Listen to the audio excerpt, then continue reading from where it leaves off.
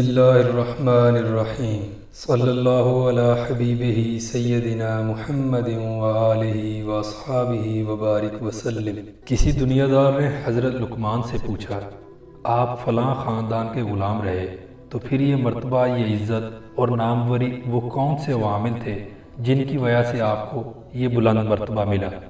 آپ نے فرمایا، راست گوئی، امانت میں خیانت نہ کرنا، ایسی گفتگو اور ایسے عمل سے گریز کرنا جس سے مجھے کچھ حاصل نہیں ہو سکتا۔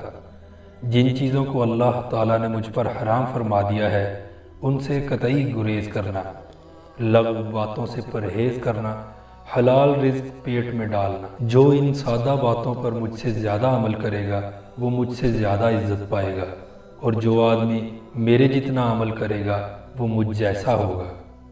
درس حیات: احکامات خداوندی پر عمل کرنے سے دنیا و آخرت میں مرتبہ بلند حاصل ہوتا ہے۔